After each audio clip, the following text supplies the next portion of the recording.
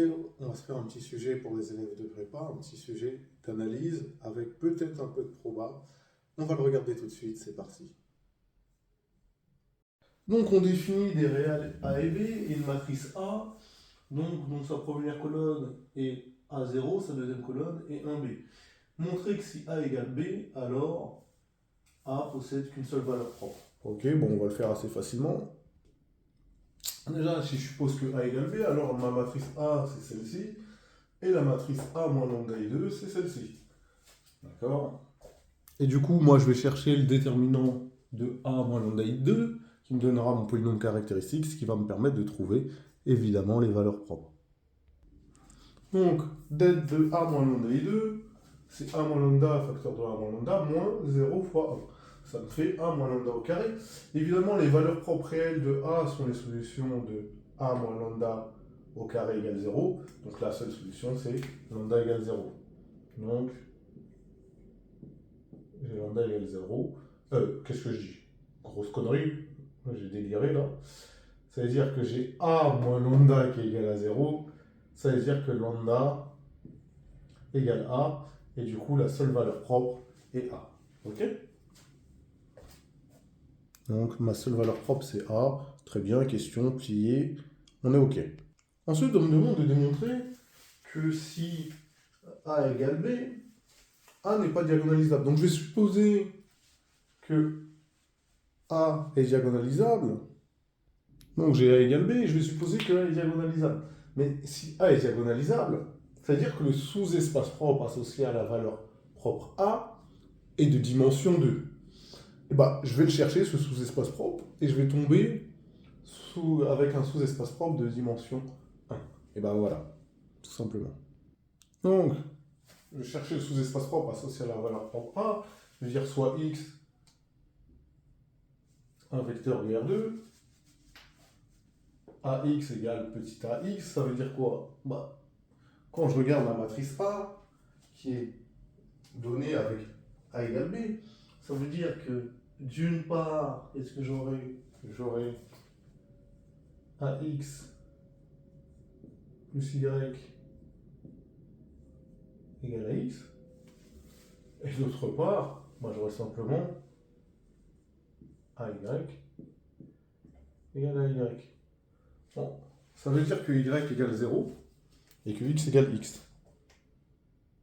Ça veut dire que mon vecteur X, grand X, c'est X devant 1, 0. Mais donc le sous-espace propre associé à la valeur propre A, bah, c'est vect de 1, 0. Or, ce sous-espace propre, il est de dimension 1. Or, la matrice A, on a supposé qu'elle était diagonalisable.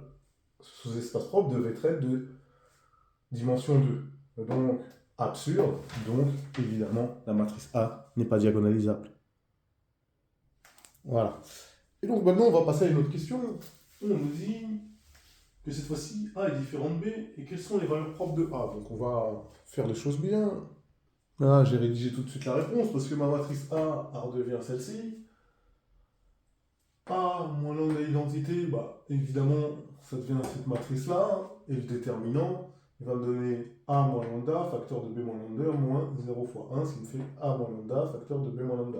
Ainsi, les valeurs propres de la matrice A sont petit a et petit b, ce qui me donne évidemment deux valeurs propres. Ensuite, on me demande de calculer le produit matriciel de A par la matrice colonne 1, 0 et produit matriciel de A par la matrice colonne 1, B-1. Et ensuite, ça nous demande de qu'en déduire concernant les vecteurs 1, 0 et 1, B-1. Je pense que ça va être c'est assez facile. Je pense que ça va être des vecteurs propres, j'en sais rien, mais bon, la question a l'air d'aller dans cet ordre-là. Donc j'ai effectué les calculs. Si je fais le produit matriciel de la matrice A par le vecteur colonne 1, 0, bah, ça me donne ça, et ça me fait le vecteur colonne A0, ce qui fait A devant 1, 0. Donc qu'est-ce que je remarque? C'est que évidemment le vecteur 1, 0 est vecteur propre associé à la valeur propre A. D'accord? Puisque j'ai A grand X égale grand AX. D'accord? AX égale lambda X, c'est ça.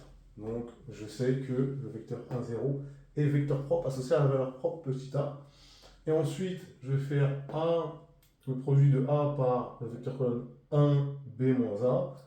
Donc c'est ça, hein, j'ai simplement réécrit la matrice A. Et ça me donne B carré moins BA, où ça va faire un produit matriciel.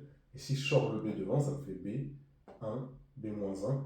Donc, je vois bien que le vecteur colonne 1, B moins A, est vecteur propre associé à la valeur propre B. D'accord? À x égale lambda x. Ok? Voilà, donc on a écrit la conclusion.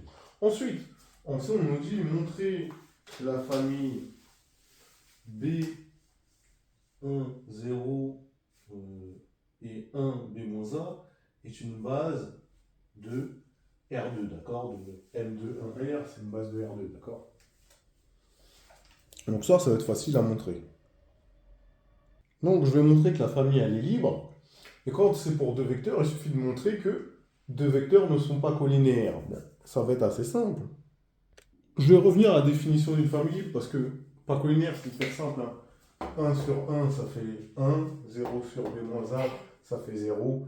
Donc les coordonnées ne sont pas proportionnelles, donc les vecteurs ne sont pas collinéaires. Donc la famille UV, là, que j'ai donnée, elle est libre. Mais dans un cas standard où on n'est pas qu'à deux vecteurs, voici ce qu'il faut faire. Vous allez prendre deux scalaires A1 et A2, tels que A1U plus A2V soit égal à 0, et vous allez montrer que A1 égale A2 égale 0.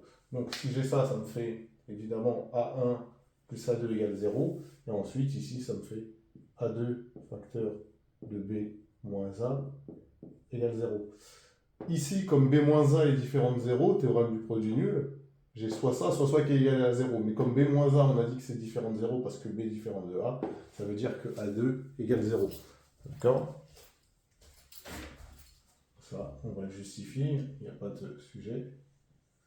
Ici, A2 égale 0, car B différent de A. Donc B-A ne peut pas être égal à 0. Et du coup, si j'ai A2 égale 0, j'ai A1 égale 0. Donc la famille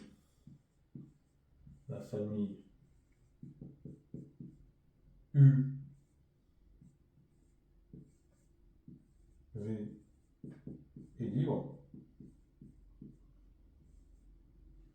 Et comme c'est une famille de deux vecteurs et que R2 est de dimension 2, et ben c'est nécessairement une base de R2.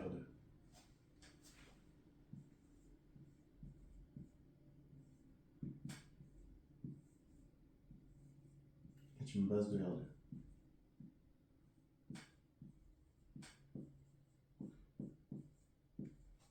D'accord? R2, c'est la même chose que ça. Hein. M2, 1, R. C'est la même chose. Ok? Ensuite, la matrice de passage, elle est simple. Je vais simplement prendre les deux vecteurs que je vais mettre là. D'accord? Donc, la matrice de passage, elle est là. C'est 1, 0, 1, B-1. D'accord?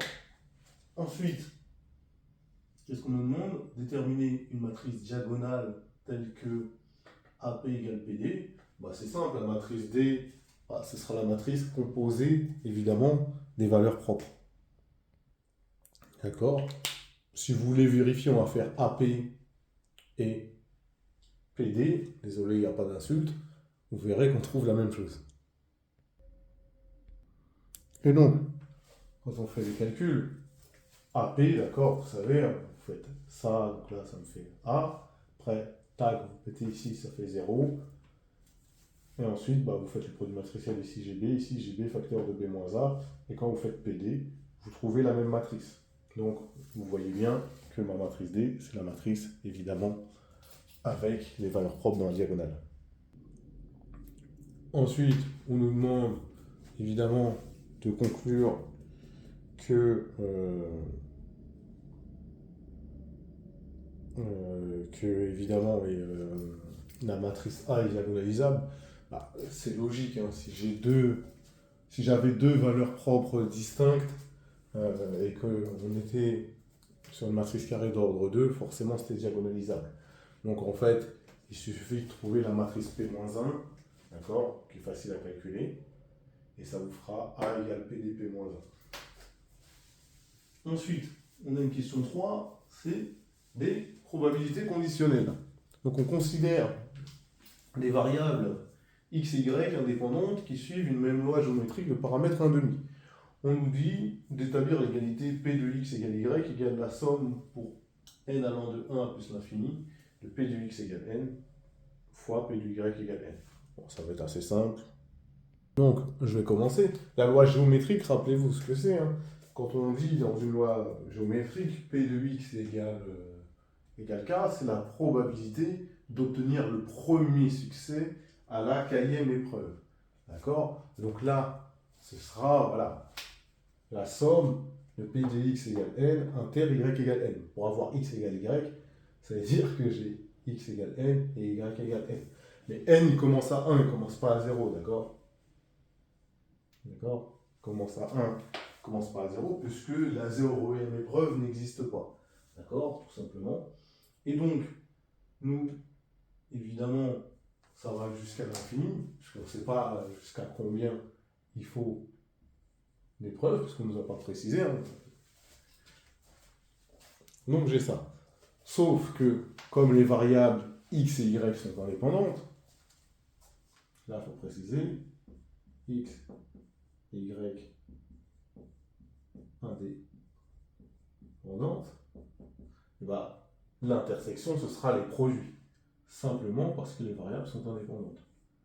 Alors, P de x égale n fois P de y égale n. Ça, c'est lié à l'indépendance des variables, hein, simplement. C'est avec l'intersection devient le produit, ici. Et bah, voilà, la première question, bah, c'est assez facile à établir. Ensuite, on me demande de l'expliciter. Et bah, moi, je vais l'expliciter. Et je fais un rappel, lorsque vous avez une loi géométrique de paramètres petit p, rappelez-vous que P de x égale n, c'est 1 moins petit p puissance n-1 fois p. D'accord? Sauf que là, ici, mon p, il vaut 1,5. Donc ici, simplement, faire la somme pour n de 1 à plus l'infini de 1 moins 1,5, ce qui fait 1,5 puissance n-1 fois 1,5. Sauf que l'autre, il suit la même loi. Ça va me faire fois 1,5 puissance n-1 fois 1,5. Bon, une fois que j'ai fait ça, on n'est pas sorti de l'auberge. Enfin, pas sorti de l'auberge. Ça reste relativement simple. Ça fait la somme pour n égale de 1 à plus l'infini de 1,5 puissance 2n.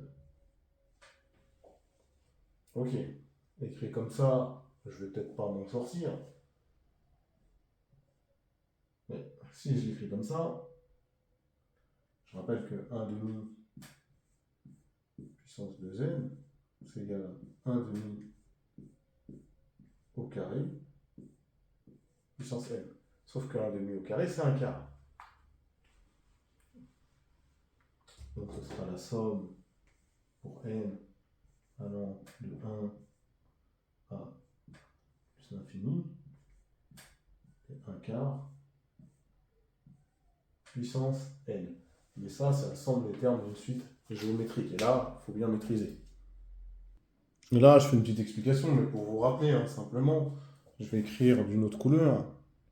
D'accord?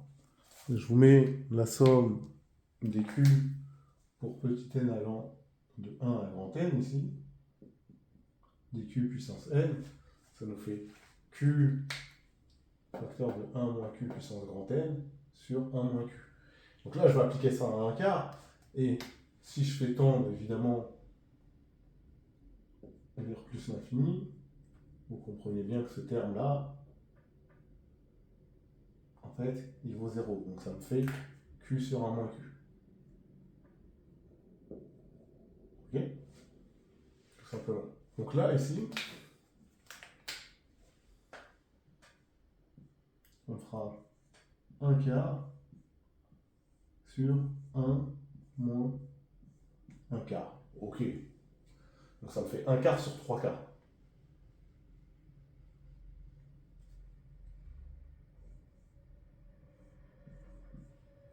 Un quart sur 3 quarts. Bon, c'est faire une division de fraction, a priori.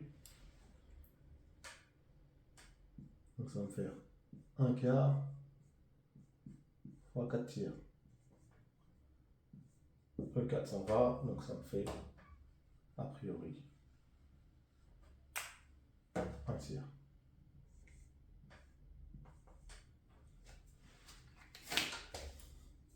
Et voilà, on a explicité le résultat.